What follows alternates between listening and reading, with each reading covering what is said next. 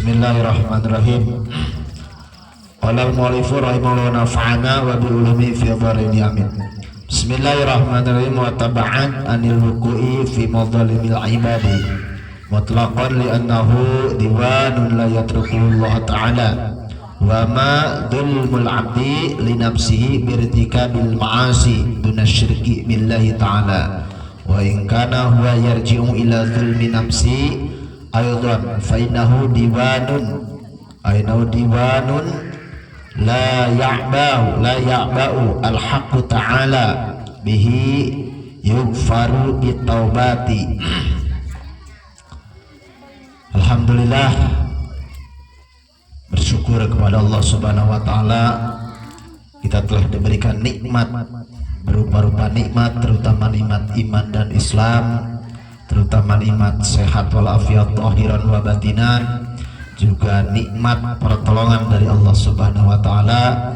Mudah-mudahan kita sudah diberikan istiqomah dan juga selalu diberikan keberkahan dunia dan akhirat. Amin ya Allah ya rabbal alamin. Alhamdulillah, pada kesempatan ini kita lanjut seperti biasa melanjutkan pengajian kita. Mudah-mudahan dengan barokahnya kita ngumpul di sini jadi saksi jaga di akhirat, sebagaimana kemarin dijelaskan ketika kita baca sholawat di rumah atau di majlis atau di masjid atau ketika sedang dalam perjalanan. Nah, itu semua akan jadi saksi jaga di akhirat. Itu semua akan jadi saksi jaga di yaumul kiamah. Sebagaimana sekarang ini kita bersolawat di kediaman rumahnya Bapak Rudi.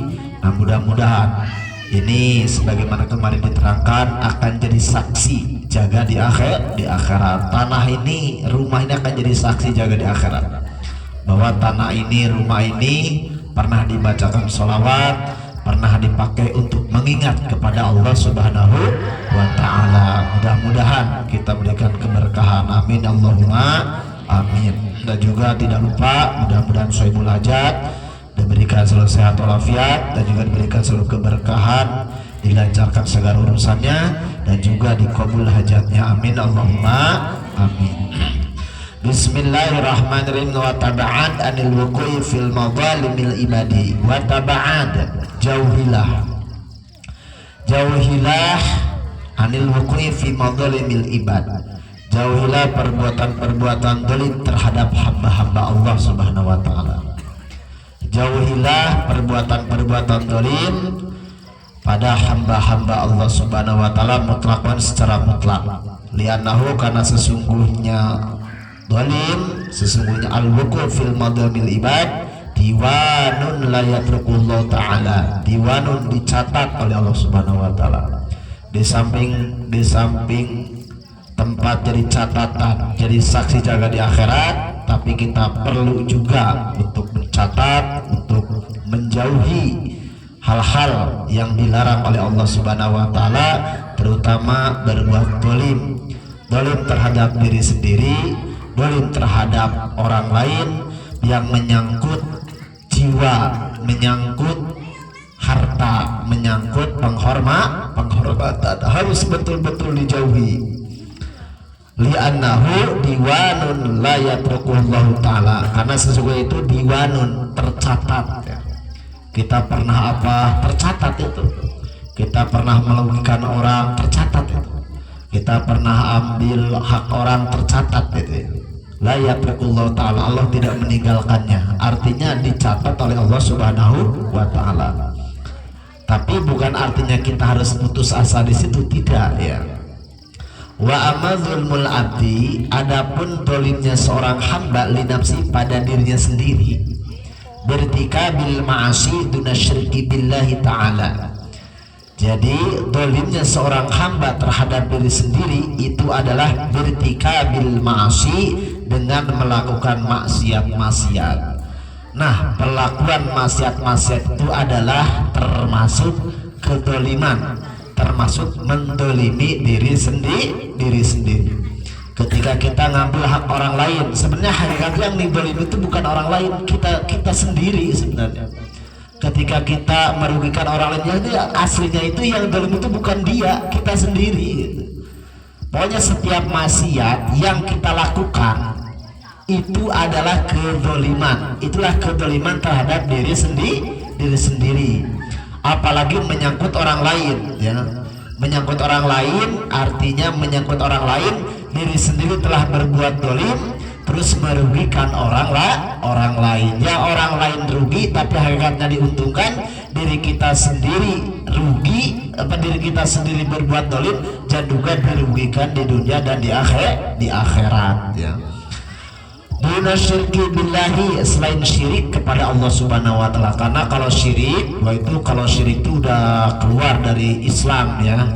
Kalau syirik itu sudah menyekutukan Allah Subhanahu wa taala. Jadi sudah menuhankan selain Allah. Nah, itu namanya syirik, sudah menyekutukan. Jadi sudah menuhankan selain Allah. Nah, itu namanya syirik. Selain syirik, artinya syirik itu lebih berat lagi syirik itu. Tapi kalau bertikabil ma'asi, dolim terhadap diri sendiri, dolimnya seorang hamba terhadap diri sendiri dengan melakukan maksiat. Nah, wa in kana huwa yarji'u ila dzulmi nafsi, sekalipun itu perbuatan dolimnya kembali pada dirinya sendiri, aidan juga fainahu diwanun, sesungguhnya itu dicatat layak bal haqqu, tetapi Allah mengabaikannya. Allah mengabaikannya bihi yughfaru bitaubat, ketika dia membaca istighfar untuk bertobat. Artinya tuh begini, sama ketika kita melakukan maksiat, ketika seorang hamba melakukan maksiat kesalahan itu sama malaikat dicatat. Malaikat itu dicatat. Jam sekian, lengkap pokoknya, jam sekian, tanggal sekian, hari sekian, bulan tahun sekian, dicatat lengkap oleh malaikat. Apa yang pernah kita lakukan itu dicatat gitu kan. Cuman la ya'baul haqqu ta'ala bihi yughfaru bitaubat, cuman Allah tidak memperdulikan. Bagi siapa? Yughfaru bitaubat, artinya Allah tidak memperdulikan, diampuni dosanya, ditaubati dengan dia bertobat. Malah sebagian ulama lagi mengatakan, ketika ada seorang hamba bermaksiat itu tidak langsung dicatat oleh malaikat, ditunggu, ada yang sebagai ulama mengatakan 1 jam, ada yang 2 jam, jadi tunggu dulu sama malaikat tuh. Jadi ada seorang hamba melakukan maksiat, misalkan nyolong, minum, nyabu gitu, ngambil hak orang atau menzalimi orang. Nah, itu ketika melakukan tuh malaikat tuh sudah standby tuh mau nyatat. Cuman di samping itu nanti dulu jangan dicatat dulu, dia bertobat gak gitu, tunggu sampai 1 jam. Nah, kalau sampai 1 jam, ya, sebelum 1 jam dia udah tobat, itu gak dicatat.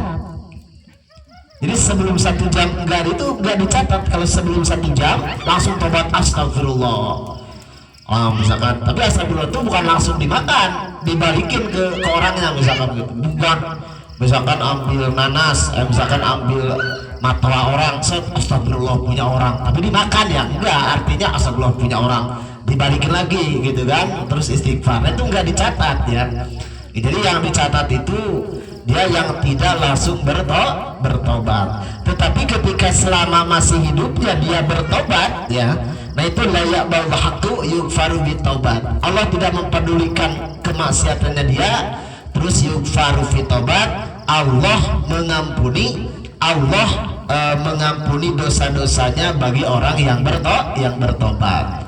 Jadi artinya kita pernah maksiat dulu, misalkan gitu kan, itu ada catatannya, tetapi ketika kita sungguh-sungguh bertobat, itu layak ba'ul haqqu yughfaru bitaubat, tapi Allah tidak memperdulikannya. Kenapa? Karena kita cepat-cepat tobat sama Allah. Makanya tobat tuh jangan bosan-bosan bertobat, terus tobat, astagfirullah. Tobat itu kan klasifikasi, ada tobat yang dari maksiat besar, ada tobat dari dosa-dosa kecil, tobat dari hal-hal yang mubah, kemudian tobat dari kondisi-kondisi hati. Ketika hati ragu, tobat. ketika hati bisikan-bisikan jelek tobat gitu, ketika lupa sama Allah tobat. Nah itu apa namanya, jadi ada dua kondisi, tobat dari urusan dohir, tobat dari urusan hati. Astagfirullah, salah ngedoa tobat juga, astagfirullah, salah ngedoa gitu kan.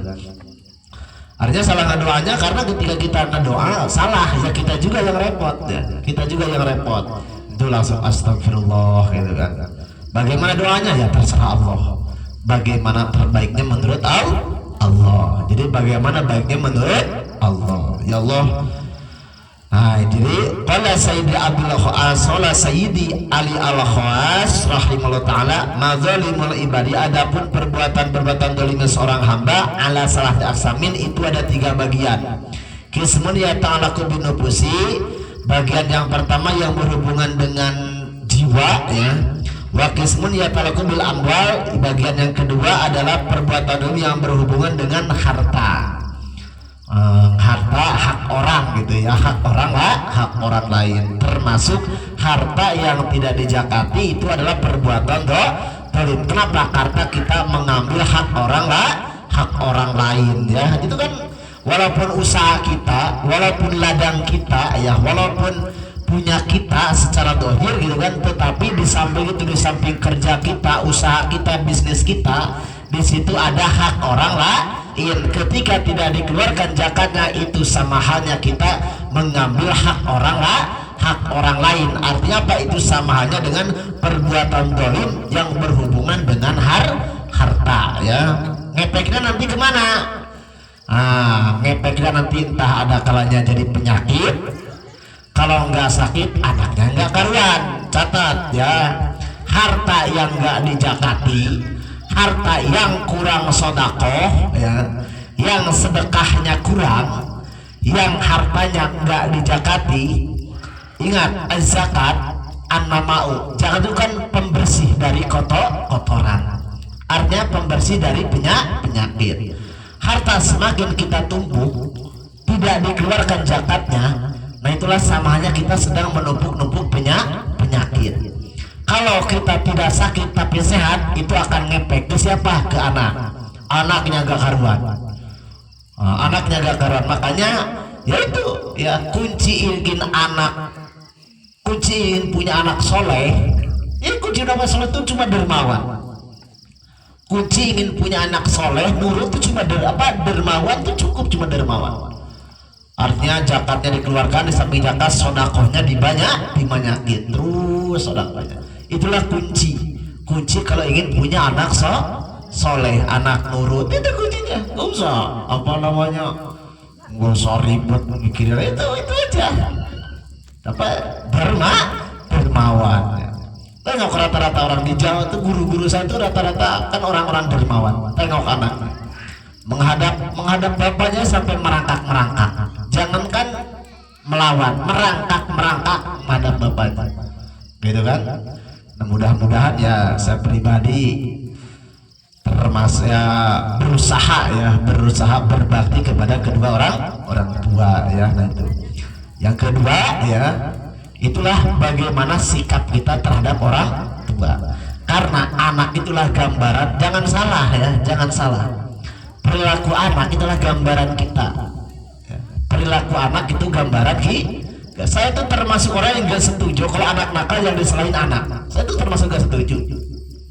Kalau ada anak nakal, bandel, tapi yang disalahkan anak, saya termasuk orang yang gak setuju. Kenapa? Karena perilaku anak itulah gambaran dari perilaku orang tua. Pak Ustadz, padahal saya itu udah rajin sholat, saya itu udah rajin sedekah, udah rajin baca sholat, anak saya begini. Langkah kedua, bagaimana kondisi hati kita, perbaiki kondisi hati kita juga. Jadi samping kita memperbaiki urusan dohir, perbaiki kondisi hati ya. Nah ini apalagi yang berhubungan dengan urusan harta, urusan amwal ya. Nah itu urusan hati. Pokoknya kalau ingin punya anak soleh, jalani sodakoh. Kan ingat, as-sodakoh itu tadba'ul bala. Sodakoh itulah tolak balai. Bala itu apa? Ujian. Balahi. Di antaranya apa? Penyakit bala. Anak nakal bala gak? Ujian gak itu? Ujian bala. Apa penolaknya? Sodako, zakat, sodako itu. Ya, tuh dua kunci itu. Kalau ingin punya anak saudara. Terus bagaimana langkah kedua? Bagaimana sikap kita kepada kedua orang tua? Kalau yang masih hidup sering kasih duit. Kalau yang sudah meninggal sering bacakan Fatihah, sering bacakan sholawat, sering bacakan istighfar, kemudian sering sedekah di atas namakan kedua orang tua. Hadiahkan kepada kedua orang tua adalah tanda bakti kita kepada kedua orang tua. Itulah nanti gambaran anak kita masa depan tergantung kita dari sekarang. Kalau ingin tahu masa depan anak kita nanti, ya tengok dari keadaan kita sekarang. Bagaimana sikap kita kepada kedua orang tua, bagaimana sikap kedermawanan kita, ya. Kemudian waqisbun ya ta'alaqu bil a'radi. Kemudian perbuatan-perbuatan dari seorang hamba itu ada 3 bagian. Yang ketiga adalah yang berhubungan perbuatan dolim yang berhubungan dengan al-a'rad, kehormatan. Nah, itu termasuk saya kemarin pulang tuh di wasiati, ya. Ketika kita tinggal di mana saja, jaga ekonomi orang, jaga kehormatan orang. Artinya ekonomi orang tuh jangan sampai merugikan orang lain yang sifatnya materialistis. Terus jangan sampai yang orang lagi enak-enak dihalangi sama kita, lagi enak-enak usaha dihalangi sama kita, jangan gitu ya. Kalau bisa kita dorong supaya jamaah majelis punya mobil semua, dorong gitu ya. Jadi jamaah majelis punya ladang semua, dorong gitu, punya mobil semua, dorong. Jadi jangan menghalangi ekonomi orang, tapi harus ngedorong perekonomian orang, ya. Jangan menghalang, jangan jaga kehormatan orang, jangan sampai menjatuhkan kehormatan orang, ya. Kecuali jatuh sendiri, ya, itu lain cerita, ya. Jaga boleh itu dijatuhkan. Kalau jatuh sendiri itu urusan dia, bukan urusan kita, ya. Nah, itu jatuh sendiri namanya. Yang nggak boleh itu kita menjatuhkan orang lain. Jaga kehormatan orang, kecuali ya jatuh sendiri itu urusan dia, bukan urusan kita, ya. Jatuh sendiri karena ya jatuh sendiri, ya. Wa amman nufus. Nah, ya segitu dulu lah, ya. Nih, mudah-mudahan nih barokah, manfaat, tambah ilmu, tambah yakin, tambah mantap. Amin ya Allah ya Rabbal alamin. Jadi ingat, jaga kehormatan, jaga ekonomi. Dorong, ya, Jawa punya mobil semua, keren kan? Keren. Ya. Amin Allahumma amin. Tapi ingat, mobilnya yang membawa barokah, duitnya yang bawa barokah, bisnisnya membawa berkah, ekonominya membawa artinya berkah itu bagaimana? Yang membawa kebaikan. Yang dulu sebelum punya mobil, setelah punya mobil tambah rajin, nah itu mobilnya berkah. Dulu ketika seret kurang, ketika sudah banyak duit tambah rajin, nah itu namanya berkah. Jadi urusan ekonomi atau urusan hartanya membawa kebaikan. Mudah-mudahan amin ya Allah ya Rabbal alamin. Saya tuh gak setuju, ya, saya itu termasuk orang yang gak setuju kalau urusan ekonomi tadi tidak membawa kebaikan. Lebih baik miskin sekalian, ya. Pokoknya banyak duit tapi tidak membawa kebaikan, saya doakan miskin. Mau gak? Mau gak? Catat dari saya nih, catat nih. Banyak duit tidak membawa kebaikan, saya doakan miskin. Ya iya, makanya berbuat baik saya gitu. Ya, banyak-banyak berbuat baik, ya. Makanya banyak-banyak berbuat baik, ya. Pokoknya ini khusus ya, ini khusus nih. Khusus apa namanya yang sering kita ngaji, ya. Kalau mau banyak duit, ya. Kalau mau banyak duit tapi gak bertambah kebaikannya, saya doakan miskin, ya. Bukan artinya berarti gak siap berbuat baik, ya. Artinya ketika kita siap banyak duit harus siap berbuat baik ya. Nah, kalau kita siap banyak duit harus siap berbuat baik. Jangan ya, kita harus siap berbuat baik gitu ya Allah. Saya siap banyak duit, jadi saya siap juga berbuat baik. Nih serius nih doa dari saya nih ya, serius ya. Ini serius nih doa dari saya nih. Artinya bukan doa, saya termasuk gak setuju ya. Banyak duit tapi tidak membawa kebaikan. Saya termasuk gak setuju. Kenapa? Kasihan Bu, namanya istijrad. Istijrad itu apa? Sama Allah diangkat. Khop bin wujudi isanika. Kamu tuh harus takut ketika kebaikan dari Allah diturunkan tapi kamu masih melakukan kejelekan.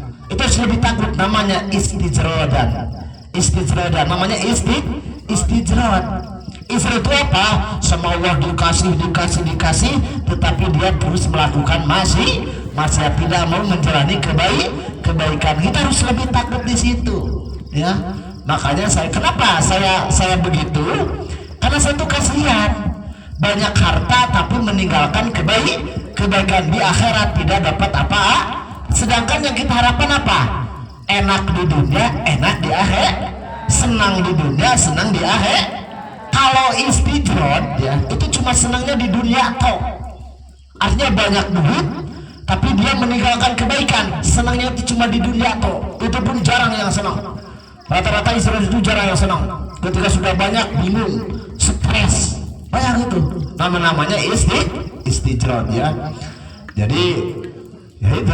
Jadi kalau mau banyak duit harus banyak kebaikan ya. Itu. Jadi ya artinya supaya semangat ya. Saya termasuk gak setuju kalau punya mobil tapi tidak membawa kebaikan gitu. Punya mobil tapi tidak membawa kebaikan ya. Itu termasuk gak setuju. Artinya apa? Semakin kita diberi sama Allah harus semakin banyak harus lebih semangat lagi berbuat baik. Kenapa? Karena itu adalah bentuk syukur kita kepada Allah. Semakin Allah berikan kebaikan, semakin kita bersyukur dengan cara menjalani kebaikan. Supaya apa? Supaya tidak termasuk istijrad. Tahu nggak istijrad itu siapa Ibu? Istijrad itu siapa? Istijrad itu kayak Fir'aun, itu istijrad. Korun itu istijrad itu. Terus Korun, terus siapa lagi? Korun itu istijrad. Fir'aun itu istijrad. Artinya sama Allah juga. Tapi apa? Karena pelitnya minta ampun, tidak ada kesempatan dalam kebaikan, akhirnya sama Allah ditenggelamkan. Makanya jangan mau banyak harta tapi tidak membawa kebaikan ya. Jangan mau ya. Tapi kalau mau tuh ya Allah, saya siap banyak duit dan saya juga siap berbuat baik. Nah kalau mau munajat gitu aja. Ya Allah, saya siap banyak dan juga siap berbuat sekiranya banyak duit gak berbuat baik, gak usah banyak duit gitu. Biar apa? Biar banyak duitnya membawa berkah. Amin ya Allah ya Rabbal alamin. Nah itulah jaga ekonomi orang, jaga kehormatan orang. Dorong supaya semuanya barokah, ekonominya barokah, juga kehormatannya barokah. Amin Allahumma amin. Nah ini mudah-mudahan ya, kita doakan mudah-mudahan dengan semakin Allah memberi kepada kita, semakin tambah kebaikan kita dan juga semakin barokah. Amin Allahumma amin. Supaya Bang Rudi lebih semangat lagi ya. Semangat lagi ya. Alhamdulillah nih. Jadi Darul Falah Community Sigra ya. Darul Falah Community Sigra ya. Sampai yang punya ras pun mau diganti Sigra. Wah gak jelas nih. Yang udah punya ras mau diganti Sigra. Kemarin ngomong jangan Bang lah, harus gitu. Belum kalau mau tuh ganti Innova, ganti Pajero gitu. Malah ganti Sigra. Yang Sigra aja maunya Innova kan. Nah, tapi ya mana aja yang penting barokah ya, yang penting barokah. Pokoknya punya duit, punya mobil, punya harta, punya anak, mudah-mudahan semuanya barokah. Artinya membawa kebaikan. Amin Allahumma amin. Sekian dari kami. Wallahu muwaffiq ila aqwamit thoriq. Wassalamualaikum warahmatullahi wabarakatuh.